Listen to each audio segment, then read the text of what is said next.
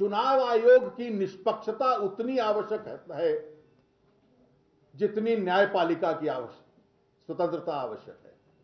आरोप यह है कि श्री नवीन Chawla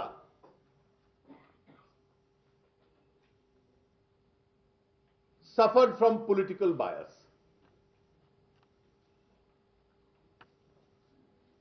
He had bias in favor of the ruling party. The ruling party comprises of the central government.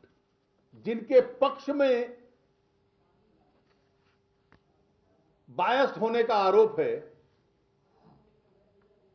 वो नहीं तय कर सकते कि मेरे पक्ष में बायस थी कि नहीं थी। This had to be adjudicated by an independent constitutional authority. पर बीजेपी के इस तेवर पर कांग्रेस ने पिछले दरवाजे से नवीन चावला का पक्ष लेना शुरू कर दिया है।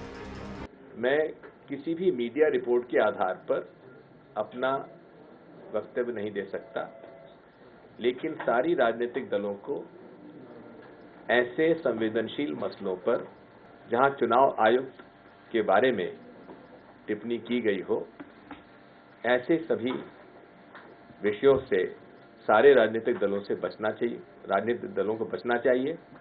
मुझे दुख इस बात का है कि भारतीय जनता पार्टी इस विषय का राजनीतिकरण कर रही है कि उसमें हम हस्तक्षेप बिल्कुल नहीं करेंगे। वो एक कॉन्स्टिट्यूशनल अथॉरिटी है, हम इसमें क्या किसी का विरोध क्यों करें। अब बीजेपी करे सो करे। लेकिन नवीन चावला पर छिड़े इस राजनीतिक घमासान के बीच चुनाव आयोग के पूर्व सदस्य केजे राव का कहना है कि चुनाव आयोग को राजनीतिक विवादों से बचाने का जरिया है चुनाव आयोग के नियमों में सुधार। जब भी आरोप लगाया गया है टंडन साहब का ऊपर, गोपाल स्वामी साहब का ऊपर, मेरे ऊपर भी उंगली उठाया गया है कि ये प्रो है पर्टिकुलर, ये बहुत मैं वही तो करूँ ना, ये उन्हें इसको अवॉइड करने के लिए इलेक्टोरल रिफॉर्म्स की जरूरत है। और 1990 में ही जो सोचा है, अगर उस वक्त वो कर देने से ये नौबत नहीं पड़ना।